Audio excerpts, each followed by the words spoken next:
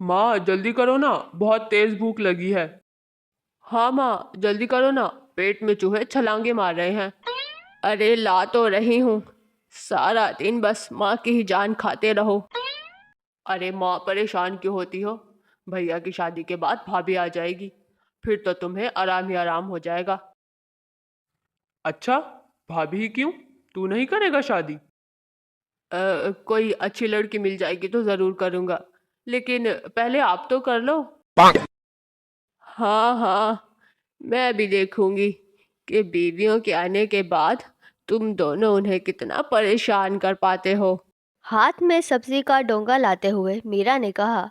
तो उसकी बात सुनकर उसके दोनों बेटे मुस्कुराने लगे।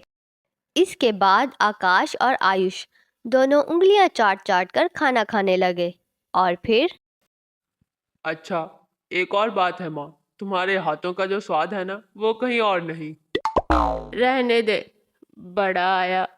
जब तेरी बीवी आ जाएगी ना, तब तुझसे पूछूंगी कि किसके हाथों का स्वाद ज्यादा अच्छा है। वाह माँ वाह, क्या बात कह दी। ओए, तू चुपचाप खाना खा, ज्यादा बोलेगा ना तो तेरी शादी पहले करा दूंगा, समझा? आकाश की इस बात को सुनकर मीरा सोच में पड़ गई। और फिर उसने कहा। वैसे आइडिया बुरा नहीं है। क्या मतलब? कौन सा आइडिया माँ? अ, आयुष भी शादी के लायक हो ही गया है, ठीक ठाक कमा भी लेता है, तो तुम दोनों की शादी एक साथ ही करा देती हूँ। अरे अरे, ये बात कहाँ से आ गई? शादी की बात तो भैया की चल रही है ना, तो उन्हीं की कराओ, और मुझे तो इस बछड़े से दूर ही रखो। वैसे भी मैंने सुना है कि... क्या सुना है तूने? अरे मैंने सुना है कि भाई तभी तक भाई को प्यार करता है जब तक पति ना बन जाए। एक बार बीवी आ जाए फिर तो रायता ही फैलता है। क्यों माँ? ऐसे कैसे? मैं तो हूं ना सब कुछ समेट कर रखने के लिए। मीरा ने ये बात यूं ही नहीं कही थी। काफी सोच विचार के बाद मीरा कुछ दिनों बाद ही दो सुंदर बहुओं को अपने घर ले आई। अपने दोनों बेटों का घर बसाकर वो बहुत खुश थी। लेकिन ये सब इतना आसान भी नहीं था। अभी असल रायता फैलना तो बाकी था। कुछ दिनों तक तो सब कुछ ठीक चला। फिर एक दिन। सुनो जी, मुझे आपसे एक बात करनी है। क्या हो गया, बोलो। अरे वो काव्या, वो तो बहुत ही फजूल खर्च कर रही है। मतलब? ऐसा क्या कर दिया उसने? जब देखो खाने में पनीर चाप मुर्गा, बस यही सब बनाती रहती है। हाँ तो क्या हो गया? हुआ ये कि जो राशन 5-6 हजार में पूरा हो जाना चाहिए था, मैडम की वजह से वो राशन 12-15 हजार तक पहुंच रहा है। अगर ऐसे ही चलता रहा तो हम लोग तो सड़क पर आ जाएंगे। अपनी पत्नी गौरी की बात सुनकर आकाश भी सोच में पड़ गया। लेकिन ये कहानी सिर्फ इसी कमरे में नहीं चल रही थी, बल्कि दूसरे कमरे में भी यही हाल था। छोटे भाई आयुष की पत्नी काव्या उससे अपनी जेठानी की शिकायत कर रही थी। देखो जी, ऐसे नहीं चलेगा, मैं कह देती हूँ। पर हुआ क्या?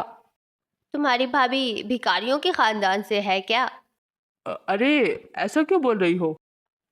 सारा दिन बस दाल चावल पोहा खिचड़ी यही सब बनाती रहती हैं। अरे 4 दिन की जिंदगी है और सिर्फ 3 टाइम खाना है, तो कुछ अच्छा तो खाओ। कुल मिलाकर दोनों तरफ एक सी हालत थी। गौरी को अपनी देवरानी काव्या बहुत ही फजूल खर्च लगती थी, जबकि वहीं काव्या को अपनी जेठानी गौरी एक नंबर की कंजूस लगती थी।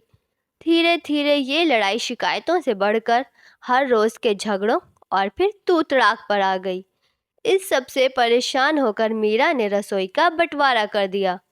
अब दोनों बहुओं के चूल्हे राशन यहाँ तक के मसालों के डिब्बे भी अलग अलग हो गए। दोनों बहुएं अलग अलग वक्त पर खाना बनाने लगी। और रसोई के इस बंटवारे के साथ ही दोनों भाइयों ने बातचीत करना बिल्कुल बंद कर दिया। हालांकि दोनों बहुएं बहुत खुश थी। अब सब बढ़िया है, जो खाना है खाओ, किसी की कोई रोक टोक नहीं। अब मजा आएगा, जब ये ऊट पटांग खाकर पेट खराब होगा ना, तब पता चलेगा। मीरा इस सब से बिल्कुल खुश नहीं थी।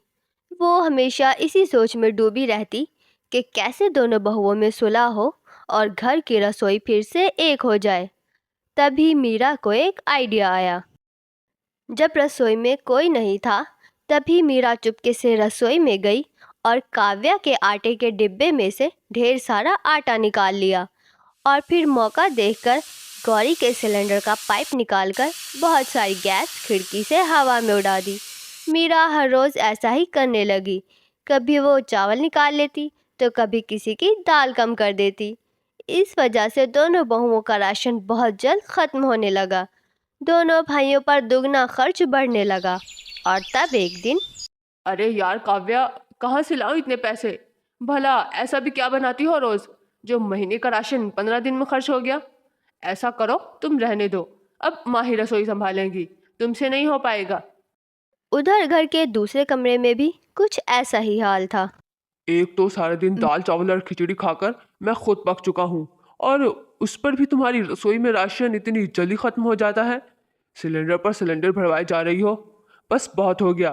तुम्हें अपने मायके जाना है तो जाओ। इस घर में सिर्फ एक ही रसोई चलेगी और उसे मेरी माँ चलाएंगी, समझी तुम? मीरा का तरीका काम कर गया, क्योंकि जब दोनों बहुओं को कुछ समझ नहीं आया तो दोनों ने हार मानकर एक दूसरे से सुलह करने का फैसला कर लिया। क्योंकि वो दोनों एक दूसरे को तो बर्दाश्त कर सकती थी, लेकिन वो अपने पतियों की नाराज़गी नहीं झेल सकती थी।